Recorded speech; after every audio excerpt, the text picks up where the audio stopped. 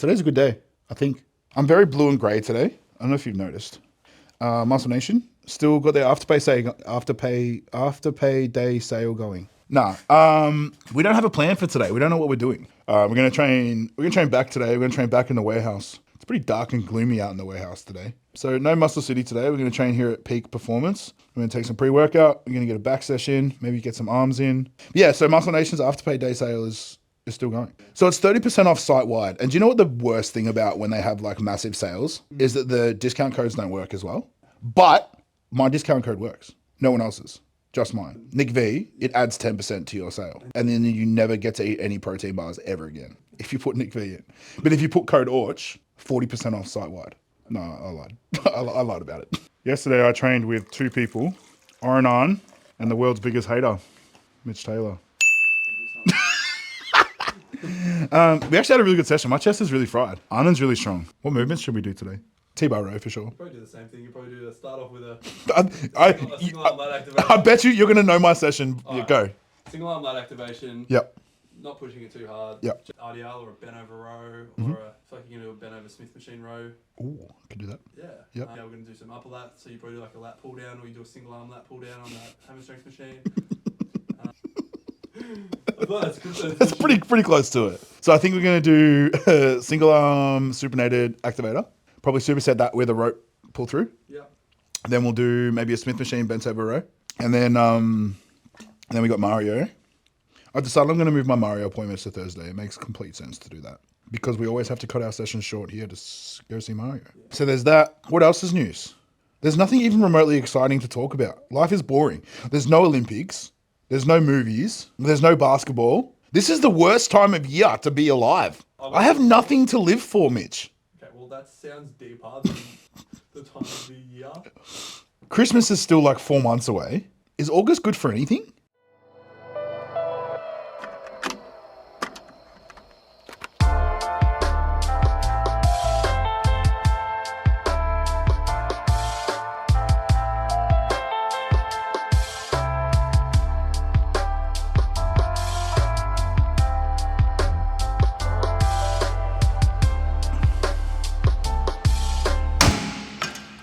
Bro, did you see photos of Andrew Jack from last weekend? That's crazy, right? I feel like he's so big though. Like he is so big. Like I don't think people really can understand and comprehend how large of a human being that is. It's gonna be crazy when you put like, so if you think about the top five at the Olympia, you've got Derek, Hardy, Samson, Nick Walker, and let's say Andrew Jack. There's your five. They're five of the most contrasting bodybuilders of all time. When you think about how large Samson and Andrew are, and how picturesque and how statuesque their physiques are, like they're both 6 foot, 6'1", 300 pounds on stage. Like that's crazy. And then you've got someone like Derek and Hardy, who are like very compact, like what, 5'4", 5'5", if that. And then and they both got pretty decent shape and both get fucking peeled out of their minds. And then you've got Nick Walker, who's like not the most aesthetically pleasing bodybuilder, but just gets granite and just has the biggest freak factor known to mankind. They're just five very different bodybuilders, and that's very intriguing to me. Who do I think is going to win the Olympia? Who would I want to win the Olympia? I want Samson to be good enough to win the Olympia. Does that make sense? So I don't want him to get gifted it, because if Samson gets gifted the Olympia, I mean, let's be honest, anybody that wins the Olympia and name isn't Hardy is going to get backlash, because anybody that wins the Olympia that's not Hardy creates turmoil. I think if Derek comes in looking the exact same way he did last year, he won't win again. If Andrew Jack gets more peeled, I'd love him to win. But if Andrew or Samson win this year, they might win like 3 or 4 in a row. This is probably the biggest year from a bodybuilding standpoint where the judges are going to dictate what direction the sport goes. And they did this very similarly with when Phil Heath lost to Roden. So when Phil Heath lost to Sean Roden, they specifically said, we don't like the slender stomachs, we like a more aesthetic physique, we like better shape rather than just mass monsters of muscle. Whereas, so this year, if they're like, okay, so if they reward Nick, then they're like, okay, we don't give a fuck about shape, we don't give a fuck about symmetry, just want as much muscle packed on a frame as humanly possible. And if they choose Samson or Andrew to win, then it's like, okay, we're going definitely for more of an aesthetic type of physique or a, flowing physique with a smaller waist.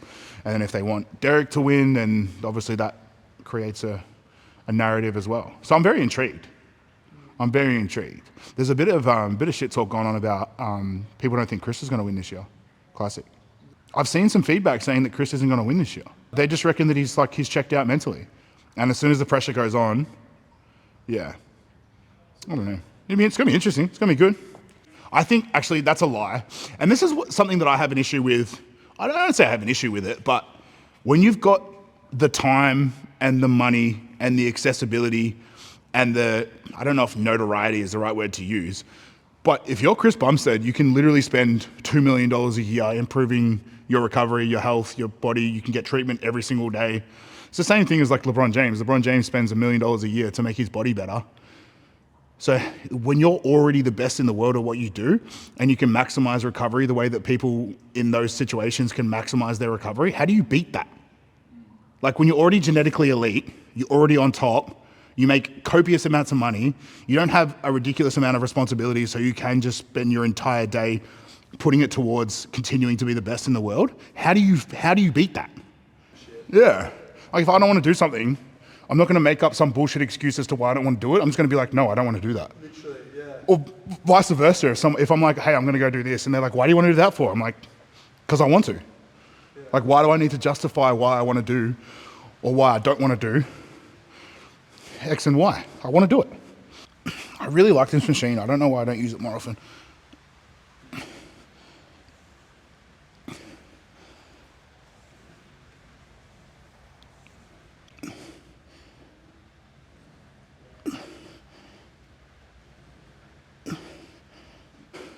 I'm gonna do one more set here, and then you reckon Smith machine bent over row? Because I reckon I'll hit the Smith machine bent over row kind of like a little bit lower lat, and then we'll T-bar row with the high grip. You know what I mean? And then in between those two, I'll do a pull down. And that'll be it. I'll just like bent over row, pull down, T-bar, and then hopefully there's not enough time for biceps. Hopefully. Wait, hang on a second. Yeah, what the fuck? If I could get all of the hair transplanted from my neck down onto my head, I would have the most luscious head of hair known to mankind. It would be the strangest experience getting a hair transplant, I think. No, well, because like Ian and Chris and that did their hair transplant, and they said that the only painful part is like the numbing injection. But then you're awake for like 10 hours whilst they do the procedure, and it just feels like you can feel that they're doing something to your head, but you can't feel what it is. Like, because they pump it full of water, don't they? They separate the scalp from the skull, and so they pump it full of water, and then that's how they pull all the hair follicles out. It's fucked up. Great topic. This is a great topic. So, I mean, well, social media on the whole is you allowing people to know about your life what you want them to know, usually. Yeah. And like you were saying, if I've got something in my life that I want to keep to myself for my own enjoyment because it is my thing, and not from a possessive standpoint, right? It's very much like a for me thing. And I can't even remember how we even started talking about social media in general, but perfect example, like I don't post a lot about my daughter on social media. Yeah. I don't even post a lot of like social things.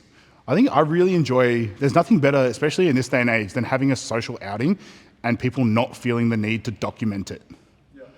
I remember like the last time we all had dinner together, and it's like no one picked up their phone for the entire 3 hours that we were there type scenario. Yeah, and that's the way that I look at it now, is that my Instagram profile is my business from an athlete's perspective and from a coaching's perspective. Okay, you might be right. I'll do 4 plates on this. The Smith machine feels like it's on an angle. Did you think the same thing? Yeah, I thought I had just like a shoulder injury or something. The left side feels a lot lower than the right side.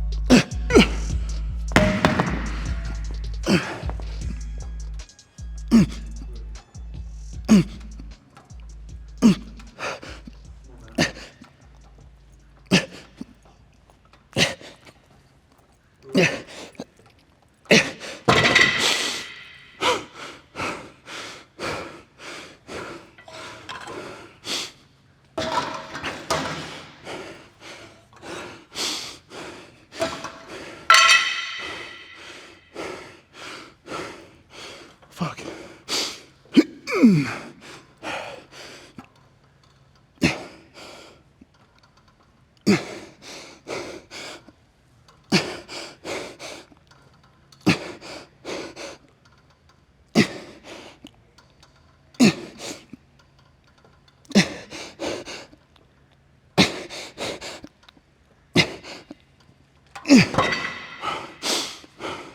Okay.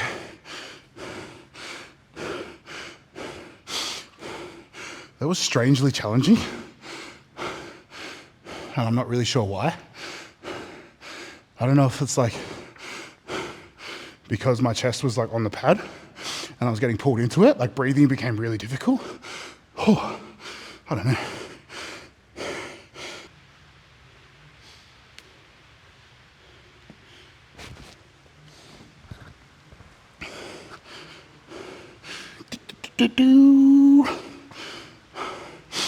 If I shaved and put a tan on, whew, it's over for you bitches. I'm training on, what day is it today? Tuesday. I train quads on Sunday. Bro, I 7-plate Cybex. Oh no shit. Yeah, no. Jeez. Yeah, 7-plate Cybex. Fuck me, that was heavy. I had to take like the rubber stoppers off the actual thing so I could fit a 7th plate on. Yeah, it was so heavy. I did it for 5. Whoa. Yeah. Do you have a video? I do. I did it for 5. Lucas spotted the last 2. Well, fuck, that was heavy. 7-plate Cybex is raw dog is fucking heavy.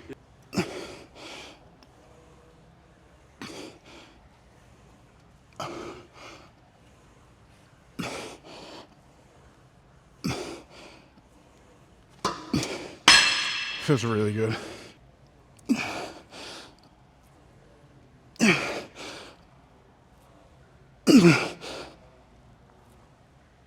Oh,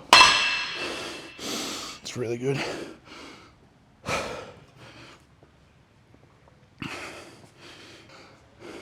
It's just interesting. You know what's so crazy is when you look at Phil Heath and Ronnie Coleman, respectively, their training styles are so polar opposites to the point where I don't think I've seen Phil Heath like incline barbell press or back squat like ever. Everything is like very machine based, FST training, super high volume, super high rep. And then you got Ronnie like fucking back squatting 800 pounds like it's lightweight. I think it just goes a long way. Like when you're comparing everyone's training styles and everyone's training principles, it just goes a long way to show you that there are like 1,000 ways to skin a cat. Like there's no right or wrong way to achieve hypertrophy. There's efficient and inefficient ways. And that there are some that are probably scientifically proven to be slightly more beneficial than an alternative. But I think the most important thing to take away from anybody that's ever been successful is they've done it in a way that's most enjoyable to them, which makes it the most sustainable. It's like if you force Phil Heath to deadlift for reps and back squat for reps and incline dumbbell press, rusty ass dumbbells that are probably gonna give you fucking hepatitis, like Phil Heath's not gonna do that. And if you told Ronnie Coleman that he's not allowed to touch a barbell ever, and he's got to train strictly in machines, and he can't train any less than 12 to 15 rep range, he's not going to enjoy it. So he's not going to be as successful. So I think it's really important to understand that you need to enjoy the level of training that you have so that you can do it for long periods of time. Something that can't be imitated in any way, shape, or form is passion. Like, I don't care how good you are at something. I don't care how much knowledge you have of something. I don't care how much experience you have of something. You can't imitate passion, and you can't imitate a love for something or someone or anything like that. If you genuinely feel a passion for a specific, I don't know, I don't even know what word you would use. Literally anything. No. It doesn't have to be anything specific, but if you have a passion for something, like a burning, unrelenting desire for something, fucking put that in a bottle and keep that shit forever, because life is full of monotony. Life is full of what we have to do, not what we want to do. And if you find something that you want to do and you have a passion for doing it, you're winning. No. And I say this to everyone, is that I have a passion for health and fitness and bodybuilding and training and living my lifestyle. And I never think that anyone should live the way that I live. Like, if you don't want to do it, like, I'm not gonna, like, I've said this to you before, you know, when you go get a haircut or you go somewhere and people like look at me and they see my physique and they feel a need to justify why they don't look the way that I look. I'm like, I don't care. I don't care that if you don't want to eat healthy and you don't want to train 5 times a week, it is not my prerogative and it doesn't affect me one way, shape or form. If you want to live that way and you want to change and live a healthier lifestyle and whatever the case may be, I'm happy to help get you there. But if you're happy binge watching TV, ordering Uber Eats 5 times a week, drinking on the weekend, party drugs, whatever the case may be, if that is the lifestyle that you want to live and you're happy living that life, fucking all the power to you. All the power to you. At least you know what you want to do, because fucking 95% of the world don't.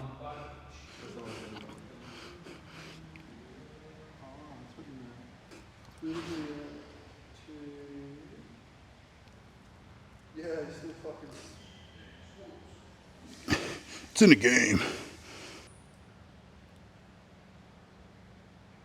Oh,